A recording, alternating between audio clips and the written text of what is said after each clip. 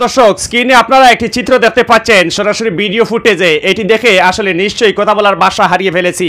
আমরা বাংলাদেশে মসজিদে প্রবেশ করছি না নামাজ পড়ার জন্য, আর আমাদের পার্শ্ববর্তী ভারত তথা ফিলিস্তিনে মুসলমানরা মসজিদে প্রবেশ করতে পারছে না। মুসলমানদের উপর এরকম নির্যাতন আসলে মহান আল্লাহ তাআলা সইবে না। ধিক্কার জানাচ্ছি ভারতের প্রধানমন্ত্রী নরেন্দ্র মোদীকে ধিক্কার জানাচ্ছি।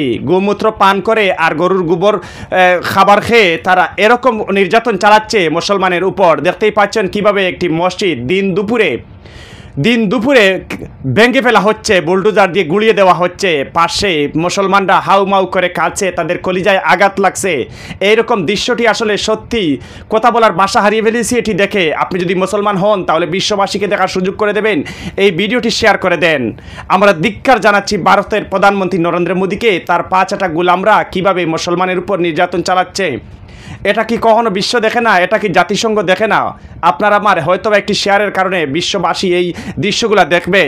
এবং আপনার কাছে কেমন লাগলো? আপনি যদি মুসলমান হন তাহলে আপনি কি বলতে চান? এই দুঃখ দুর্দশা দেখে আমাদের পার্শ্ববর্তী ভারতের মুসলমানদের উপর যেরকম নির্যাতন চালাচ্ছে এবং তাদের উপর যে আক্রমণ করা হচ্ছে এবং দুঃখ দুর্দশা তাদের কপালে এসেছে, আপনি এই দৃশ্যটি দেখে কি বলতে চান? তবে সর্বোপরি আমি ধিক্কার জানাচ্ছি, কিছু করার নেই। আমাদের অবস্থান থেকে কথার মাধ্যমে, ভিডিও বার্তার মাধ্যমে ধিক্কার জানাচ্ছি আর প্রতিবাদ করছি। আল্লাহ তাআলা যেন ওদেরকে ধ্বংস করে দেন এই প্রার্থনা করি। দেখতেই পাচ্ছেন একের পর এক মসজিদ ভেঙে গুড়িয়ে দেওয়া হচ্ছে, আগুন দিয়ে জ্বালিয়ে দেওয়া হচ্ছে। এবং তার চেয়ে বড় আরেকটি খবর কি হচ্ছে জানেন? এই যে আপনারা দেখতে পাচ্ছেন মসজিদটি ভেঙে গুড়িয়ে দিয়ে এবং অন্য একটি মসজিদে আগুন দিয়ে জ্বালিয়ে দেওয়া হচ্ছে, কিন্তু আল্লাহর কালাম এই যে আপনারা দেখতে পাচ্ছেন অক্ষত অবস্থায় আল্লাহর কালাম পাওয়া গেছে মসজিদের ভিতরে। ভিডিওটি শেয়ার করে সকল মুসলমান বিরোধীদেরকে দেখার সুযোগ করে দেবেন। আল্লাহু আকবার। আল্লাহ চাইলে সব কিছু করতে পারেন। এবং দেখুন আপনারা কিভাবে অক্ষত অবস্থায় আল্লাহ তাআলা কুরআন শরীফকে রেখে দিয়েছেন। কেননা আল্লাহ তাআলা বলেছেন এই কুরআন শরীফ তিনি নাজিল করেছেন এবং এর রক্ষণাবেক্ষণ করার দায়িত্ব তার হাতে। এটা কোনো মুসলমানের হাতে নয়, এটা কোনো মুশরিকের হাতেও নয়। এই কুরআন মহান আল্লাহ তাআলা সৃষ্টি করেছেন এবং এর রক্ষণাবেক্ষণের দায়িত্ব তিনি স্বয়ং তার হাতে রেখে দিয়েছেন।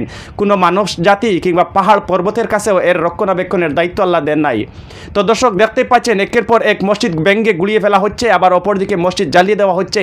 আর তারই মধ্যে ওই মসজিদের ভিতরে পাওয়া গেল অক্ষত অবস্থায় আল্লাহর কালাম কুরআন শরীফ। এটি দেখে আপনার অনুভূতিটা কেমন আপনি জানিয়ে দিবেন আর বিশ্ববাসীকে দেখার সুযোগ করে দেবেন ভিডিওটি শেয়ার করে। আর আমার অবস্থান থেকে আমি ধিক্কার জানাচ্ছি মোদী সরকার সহ তার পাঁচটা সকল গোলামকে। আল্লাহ তাআলা যেন সকল মুসলমান বিরোধীদেরকে ধ্বংস করে দেন এই প্রার্থনা করি মহান আল্লাহর কাছে। তো আপনারা কি বলতে চান জানিয়ে দিবেন কমেন্ট বক্সে, আর ভিডিওটি বেশি বেশি করে শেয়ার করে সবাইকে দেখার সুযোগ করে দেবেন। ধন্যবাদ জানাচ্ছি এতক্ষণ সাথে থাকার জন্য। আর নিত্য নতুন আপডেট পেতে আমাদের চ্যানেলটিতে সাবস্ক্রাইব করে আমাদের সাথে থাকবেন। ফেসবুক পেজ থেকে যদি দেখে থাকেন তাহলে লাইক করে এবং ফলো করে আমাদের সাথে থাকবেন। ধন্যবাদ সবাইকে সাথে থাকার জন্য।